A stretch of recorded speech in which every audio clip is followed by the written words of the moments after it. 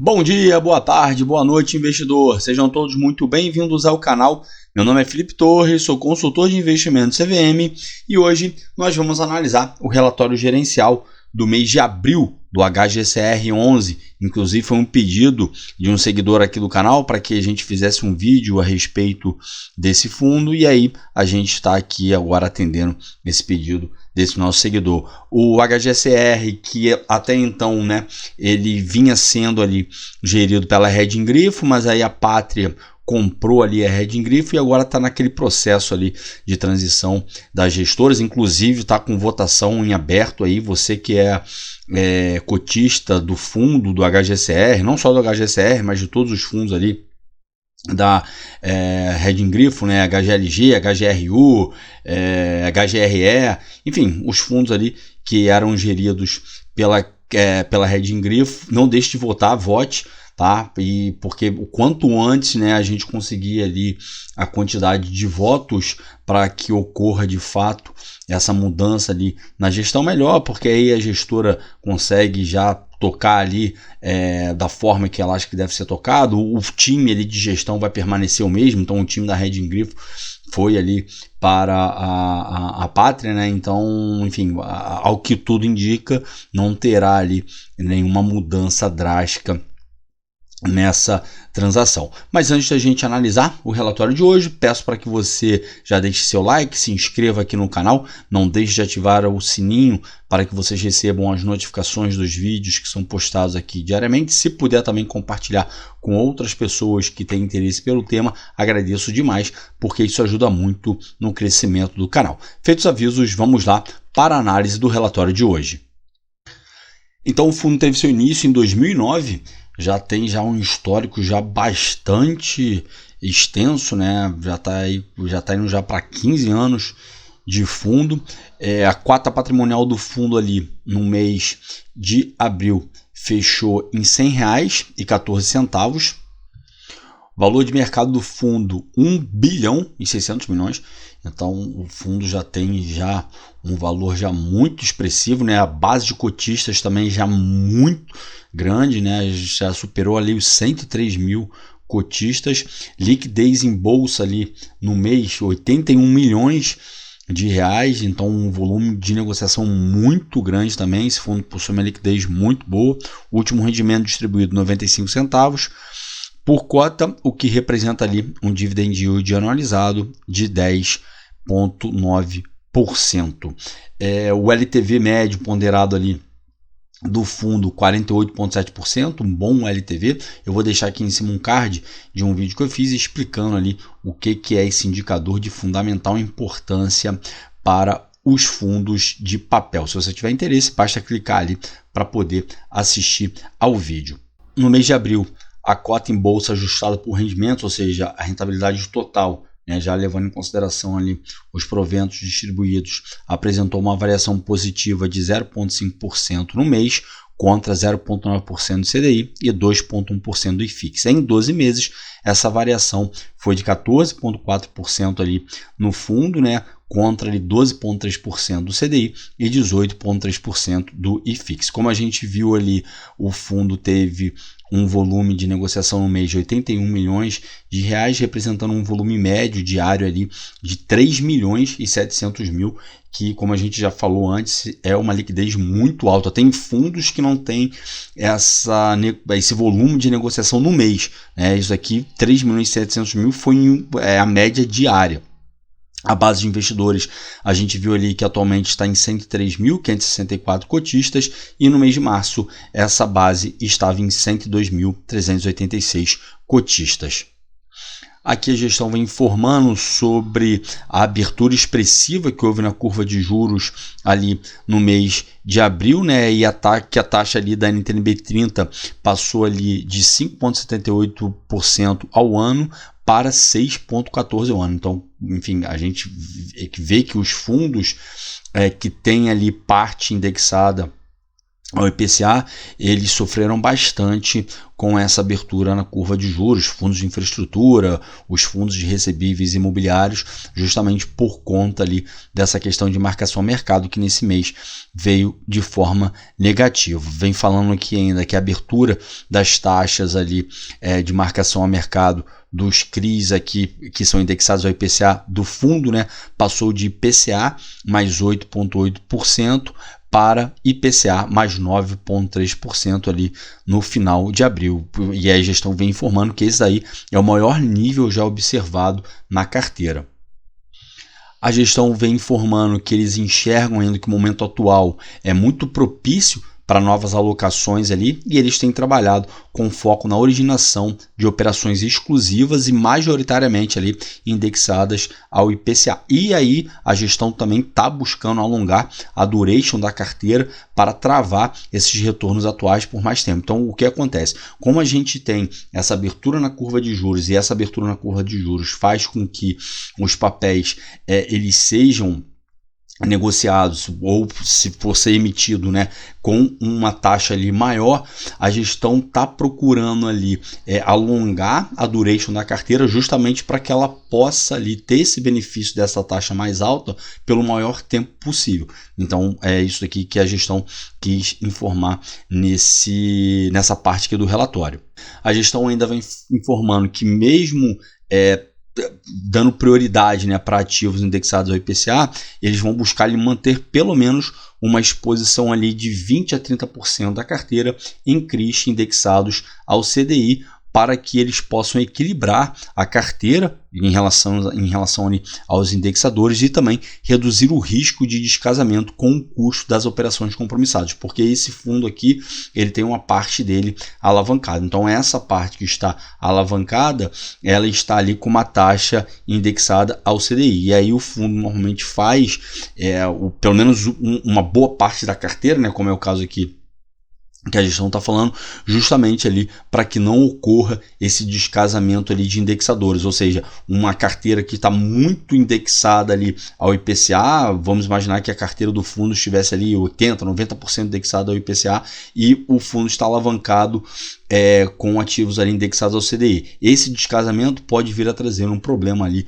para o fundo em questões ali de complicações para pagamento ali dessa alavancagem e assim vai. Aqui a gestão vem falando que o fundo em abril apresentou um resultado total de aproximadamente ali 16 milhões de reais, que seria equivalente ali a R$ 1,03 por cota. E ao final do mês eles tinham ali 8 milhões e 100 mil reais, o que seria o equivalente ali a 52 centavos por cota, de resultados acumulados em semestres anteriores e ainda não distribuídos, ou seja, que estava ali na reserva do fundo, né? Além de possuir ainda 10 milhões de reais, que seria equivalente ali a 66 centavos por cota, em inflação acruada nos CRIs indexados ao IPCA, principalmente que ainda não virou o resultado caixa. Ou seja, o que acontece?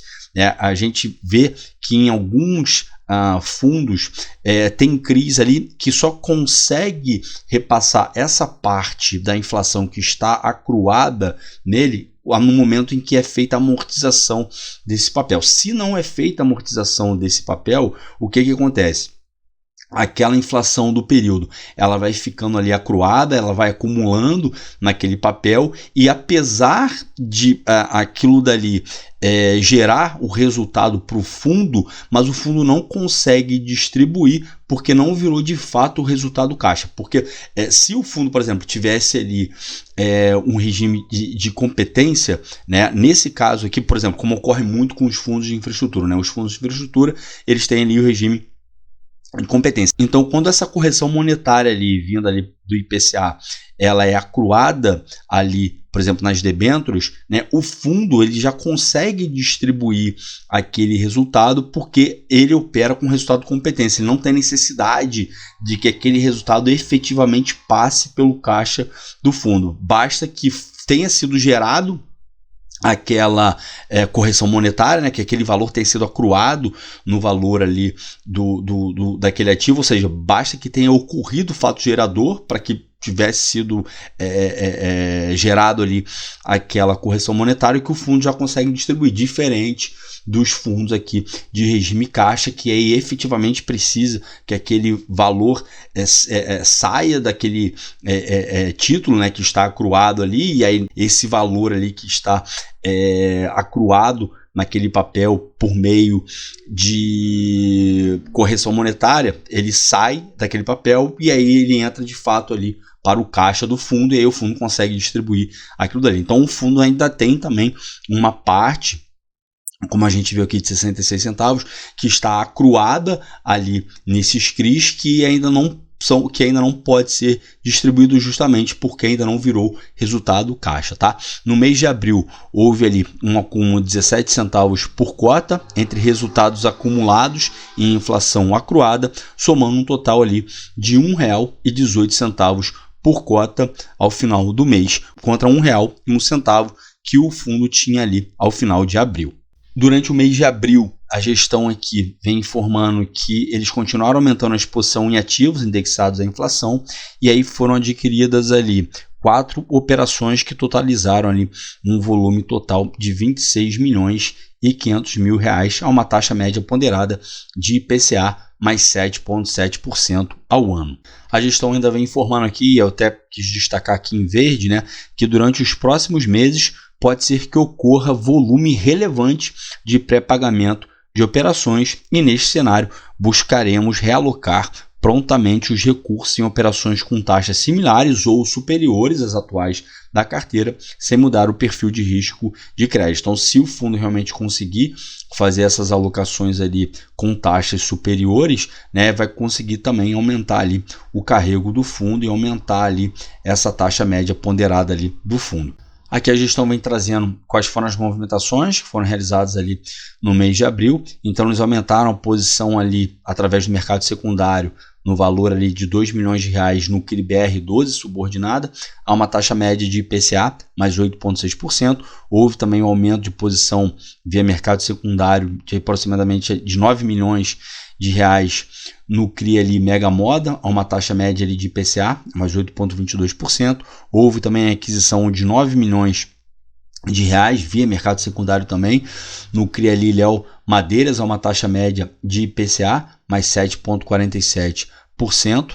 A gestão vem informando também que houve um aumento na posição via mercado secundário de 6 milhões no CRI Açaí, a uma taxa média ali de IPCA, mais 6,94% ao ano, e houve uma venda ali de R$ 96 mil em cotas de fundos imobiliários, que geraram um prejuízo de aproximadamente R$ 4 mil para o fundo. Aqui nós temos a DRE do fundo. Então no mês de abril ali o fundo gerou 16 milhões e 700 mil aproximadamente ali de receitas recorrentes. De receitas não recorrentes teve ali um valor negativo de R$ 4.916, que foi aquela venda com prejuízo ali do fundo imobiliário, que a gente viu mais em cima, né? De receitas financeiras, o fundo teve ali um valor de R$ 282 mil, e o total de receitas geradas ali no mês foi de R$ 16.977.000. O total de despesas ali foi de R$ 1.122.000. E aí, isso daí resultou ali num resultado bruto de R$ 15.854.000, que foi ali o resultado também líquido do fundo. E no mês ali o fundo distribuiu 14.647.000, ou seja, ele tirou uma parte ali para poder estar aumentando a reserva do fundo, né? A gente vê aqui que em abril foi realizada a distribuição de 95 centavos, né, por cota, e o fundo ali tinha um saldo de resultado acumulado de 52 centavos por cota. Aqui o fundo vem trazendo a rentabilidade desde 2010. Então, desde 2010, ali de dezembro de 2010, baseado aqui na cota de mercado, o fundo conseguiu entregar uma rentabilidade total de 401%, contra 250% ali do CDI. O IFIX não tem aqui, porque o IFIX ele foi criado posteriormente, tá? Então, mas a gente vê aqui que o fundo aqui conseguiu entregar uma rentabilidade excepcional aqui, principalmente quando comparado aqui ao CDI, tá? E aí, de novo, aqui é rentabilidade total, está sendo levado em consideração aqui os proventos que foram distribuídos nesse período. Se você tiver alguma dúvida de como calcular a rentabilidade total, eu vou deixar aqui em cima um card de um vídeo que eu fiz, justamente explicando a importância da rentabilidade total, como se calcula a rentabilidade total. Convido você a assistir ao vídeo se você tiver alguma dúvida em relação a esse conceito. Aqui nós temos a porcentagem, né, dos emissores ali dos CRIs em relação ali ao patrimônio líquido do fundo. Então a maior concentração seria aqui na Almeida Júnior, né? Depois nós temos aqui na Rogemac, aí depois nós temos o Grupo Pão de Açúcar, aqui na Cota, na JF Lorena. Depois, quem tiver interesse, basta acessar o relatório aqui para poder ver essas informações aqui com mais detalhes. Aqui nós temos a composição do patrimônio líquido do fundo. Então, 1 bilhão e 428 milhões estão aqui alocados em CRI, né? 209 milhões em fundos imobiliários, 13 milhões ali em renda fixa. O fundo tem ali essa parte aqui da alavancagem, que está na parte compromissada, né?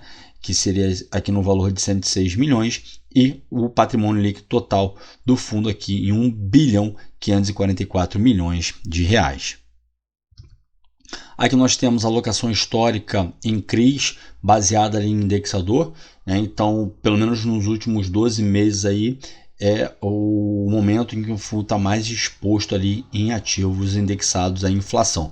Então está com 68% em ativos indexados à inflação e 32% em ativos ali indexados ao CDI. Aqui nós temos a exposição setorial, né? Então 18% aqui na parte residencial, 0,3% aqui na parte de saúde, 35% na parte logística, 6% em hotel, 41% aqui no setor de varejo e 1% no setor educacional. Aqui a gente tem diversificação também por securitizadoras, e isso daqui também é importante, porque quanto maior for a diversificação ali em securitizadoras, mais segurança tem para o fundo, porque ele não fica concentrado em poucas ali securitizadoras, e se porventura ele tiver algum problema em alguma securitizadora, o fundo não vai sentir muito, né? Então 59% aqui está na OPA-SEC, 1% na ForteSec, 16% aqui na TrueSec, 4% na BitaSec, 13% aqui na VirgoSec,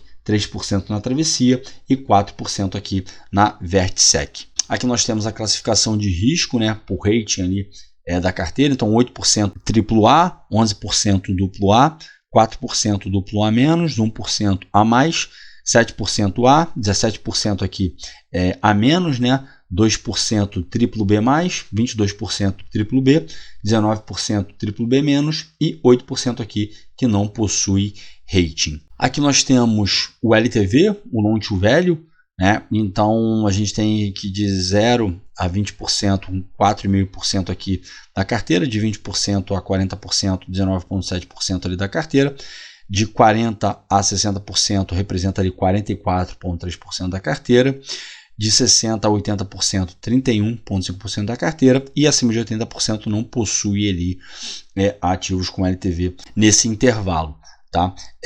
Eu considero ali uma LTV de 70%, no máximo estourando 70%, 75% ali, um bom LTV. Acima de 75% já precisa ali ficar mais atento para poder ver ali, enfim, quem é ali o devedor, os riscos que estão por trás ali daquele ativo. Tá? Aqui nós temos taxa por indexador, então 67,7% ali está indexados ao IPCA, a uma taxa média de 7,8%, e 32,1% a uma taxa ali de CDI mais 3,4%. Ele ainda tem uma porcentagem aqui pequena em GPM mais 8,7%, que representa ali 0,2% da carteira. Aqui nós temos a divisão por duration, tá? Então os CRIs ali atrelados à inflação estão com uma duration ali de 4,19 anos, e os CRIs ali indexados ao CDI com uma duration de 3,79 anos. A duration aqui do fundo, né, somando tudo, está ali em 4,05 anos. Antes da gente continuar, alguns avisos, prometo ser bem rapidinho. Se você tiver interesse em entrar para a nossa comunidade aqui do YouTube, basta clicar no botão aqui embaixo, tornar-se membro. Tenho certeza que você vai gostar muito do conteúdo que você vai receber lá. Aqui na descrição do vídeo tem todos os benefícios que os membros possuem. Também, se você tiver interesse em investir em uma consultoria de investimentos comigo para que eu monte uma carteira do zero para você ou analise sua carteira de investimentos, me chama no WhatsApp, que a gente conversa por lá. Aqui embaixo na descrição do vídeo tem um link para você ser direcionado para a gente conversar lá pelo aplicativo. Tenha a consultoria como investimento, não como um gasto, não como uma despesa. Uma consultoria bem realizada com um consultor credenciado junto à CVM certamente pode reduzir seu tempo ali de atingir os seus objetivos financeiros. Se você também tiver interesse em entrar para o nosso grupo aberto do Telegram, convido você a clicar no link aqui embaixo, contido na descrição do vídeo. E por fim, não deixe de clicar no link para ser direcionado para o site do meu livro, Renda Passiva, o Caminho para a Liberdade Financeira. Lá no site do meu livro eu deixei algumas páginas disponíveis, deixei também um sumário para que você possa ver o conteúdo que é abordado no livro, qual o tipo de linguagem que é utilizada lá no livro. Tenho certeza que você vai gostar muito do conteúdo que você vai aprender lá no nosso livro. Feitos os avisos, vamos retomar então para o relatório de hoje. Então eu estou aqui com a carteira de CRIs, né? O fundo ele já possui já uma excelente diversificação. Aqui ele já está já com 46 ativos ali em carteira, tá? A maior participação que o fundo tem, como a gente viu, é ali nesse CRI da Almeida Júnior, que representa ali 6,01% ali do patrimônio líquido do fundo e foi adquirido ali a uma taxa de CDI mais 3,8% e tem um LTV ali de 37,2%. Só uma observação, ele tem outros CRIs aqui nessa parte aqui, né, no mesmo emissor, né, aqui na Almeida Júnior. Então aqui ó, tem o 18 aqui também é da Almeida Júnior. Então somando um com o outro a gente vai ter ali aproximadamente ali 9,75% do patrimônio líquido do fundo nesse devedor. A gente também tem aqui embaixo esse CRI aqui da Rogemac, né, que representa ali 5,98% do patrimônio do fundo, tá, com o rating ali BBB- e foi adquirido a uma taxa de CDI mais 3,9% e tem um LTV ali de 49,1%. Depois que a gente tiver interesse, basta acessar aqui o relatório do fundo para poder ver essas informações aqui com mais detalhes. Aqui nós temos maiores detalhes, né, sobre ali os ativos que compõem a carteira do fundo. Então vem, enfim, trazendo todos os CRIs aqui que compõem ali a carteira do fundo, com as garantias, concentração, devedor, LTV, o rating, localização, os juros ali, né, a taxa de juros e o indexador. Depois, quem tiver interesse, basta acessar aqui também no relatório para poder ter essas informações aqui de forma mais detalhada. E para finalizar, aqui nós temos as características do fundo, né? Então ele teve ali o início das atividades em dezembro de 2009, público-alvo para investidores em geral, taxa de administração de 0,8% ao ano sobre o valor de mercado, eu deixei até marcado aqui, né? Sobre o valor de mercado e não o valor patrimonial do fundo. Tá? Ele possui uma taxa de performance de 20% sobre o QCD, 110% ali da taxa média de captação em CDI e até hoje já realizou 9 emissões. Bom, para hoje era isso. Espero que vocês tenham gostado do vídeo de hoje. O HGCR já é um fundo já extremamente consagrado, né? É um dos fundos considerados high grade na nossa indústria ali de fundos imobiliários. É um fundo que ele é muito bem gerido, que vem conseguindo entregar um bom resultado. Essa relação de risco e retorno que ele tem é uma relação muito boa. Vamos ver como é que vai ficar a gestão do fundo depois da aquisição ali por parte da Pátria, né? Acredito eu que, enfim, não vai ter mudanças ali muito drásticas, que, enfim, o time vai continuar ali fazendo a boa gestão no fundo, como vem fazendo aí nos últimos anos. Se você tiver gostado, peço para que, por favor, deixe seu like, se inscreva aqui no canal, não deixe de ativar o sininho para que você receba as notificações dos vídeos que são postados aqui diariamente. Se você tiver alguma sugestão de ativo que gostaria de ver analisado, ou então algum tema que gostaria de ver abordado, pode deixar aqui embaixo nos comentários, porque certamente será atendido, como foi o caso aqui do vídeo de hoje, que foi um pedido de um seguidor nosso aqui no canal. Se você também tiver algum feedback, com alguma crítica, algum elogio, pode também, por favor, deixar aqui embaixo nos comentários, porque isso ajuda muito no crescimento do canal. O meu muito obrigado a todos vocês que ficaram comigo até aqui. Desejo a todos bons investimentos e até a próxima.